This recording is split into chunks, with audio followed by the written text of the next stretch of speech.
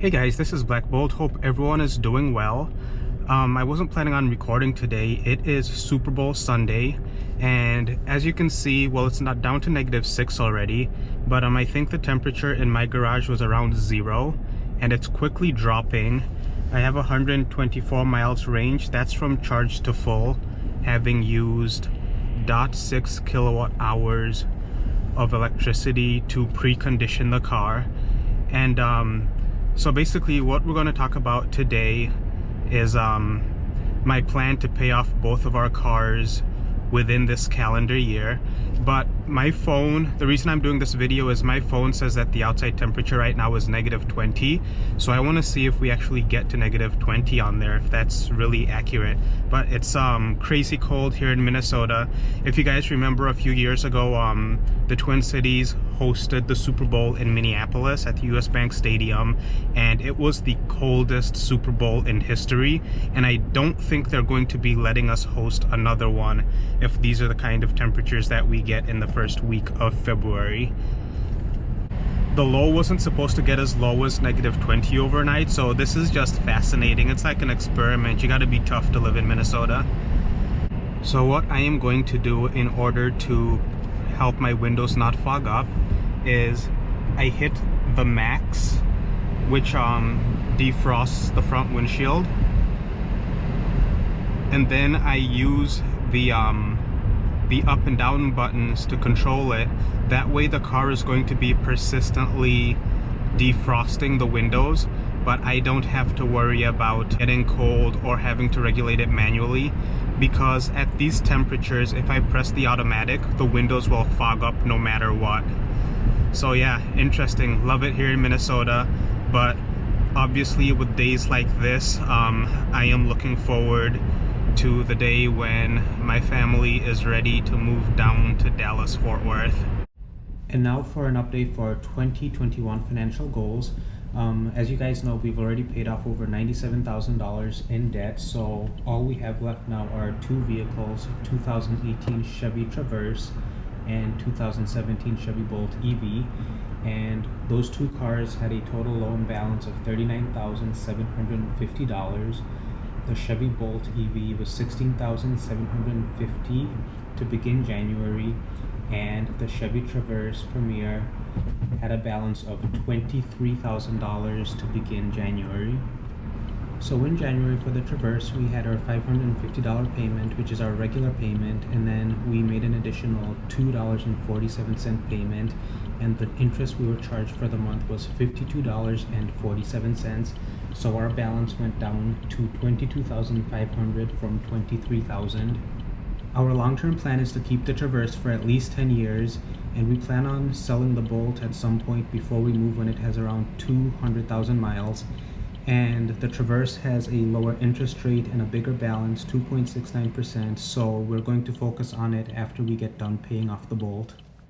In January, we were able to make significant progress on the Bolt. We were charged $52.69 in interest.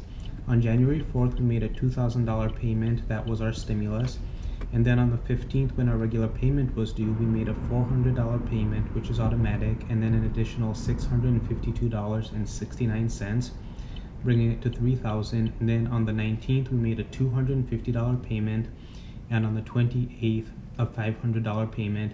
So that brought our balance from $16,750 down to $13,000 at the end of January.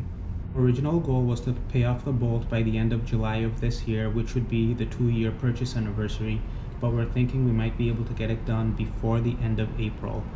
And part of the reason we're thinking that is because we made some really good income on the site this January, and we're also getting a tax return soon. In the first week of January, we made $1,020.29 doing rideshare.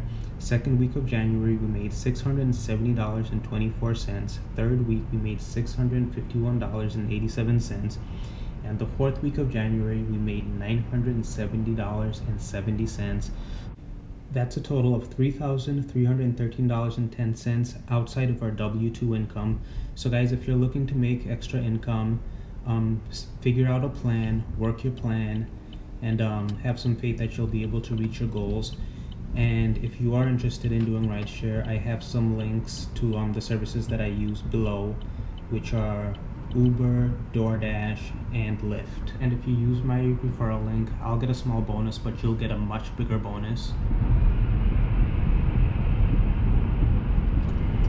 Anoka County Police, Sheriff technically. And guys, I'm a first-generation immigrant. I'm proud of my parents. They did the best they could with what they had, but I ended up needing to take a bunch of money in student loans. And then as I started my adult life, I made some poor financial decisions. Not as bad as most 20-year-olds, but still not very good decisions. So I needed to get out of that hole and find a very big motivator to do more with my life. I'm going 39 in a 30. He's going 44, 45 maybe.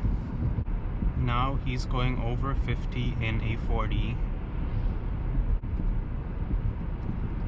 Usually they park right along this road at night or when it's dark and wait for people going over 45.